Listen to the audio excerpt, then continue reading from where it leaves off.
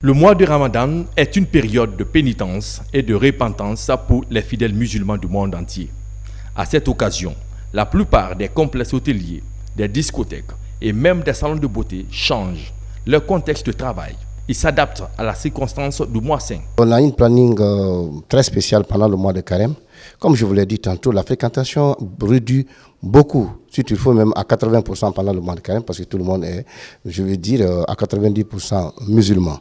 Sur le plan culturel, vous savez, la religion, c'est une culture.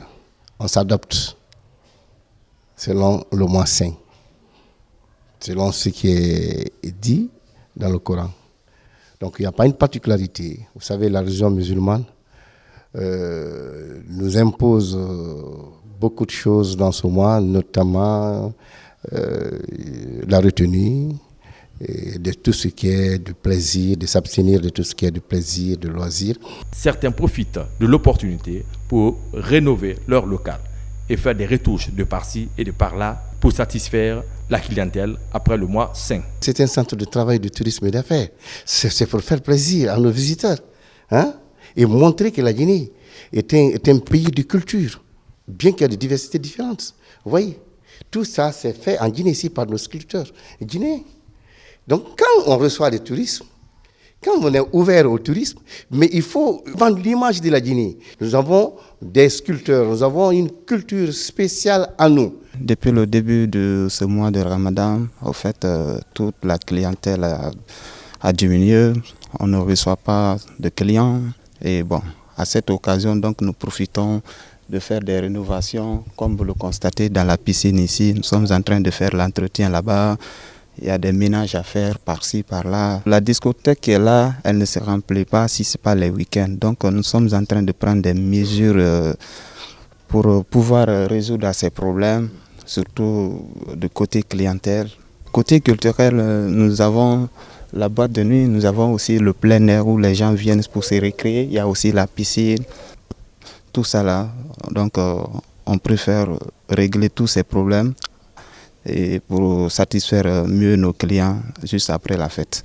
D'autres employés de ces complexes hôteliers réaménagent le programme de travail afin de faciliter l'accomplissement du devoir religieux des travailleurs. Chez nous, de s'adapter selon la religion musulmane. Et surtout que notre patron, c'est un grand religieux. Pendant le mois de Carême, il donne des congés payés à tous les travailleurs. C'est-à-dire, je mets 2 groupes de travail. Du premier mois de Ramadan jusqu'au 15. Donc plus souvent, deuxième groupe, c'est composé à 90% des chrétiens qui viennent du 15 du mois de Ramadan jusqu'au jour de la fête. C'est une façon de permettre aux frères musulmans de fêter en famille. Et le lendemain, tout le monde reprend le travail. Par contre, la généralité des salons de beauté et d'esthétique profite aussi de la période sainte pour renforcer la capacité managériale des apprenantes. La formation des formatrices est à l'honneur en ce mois béni.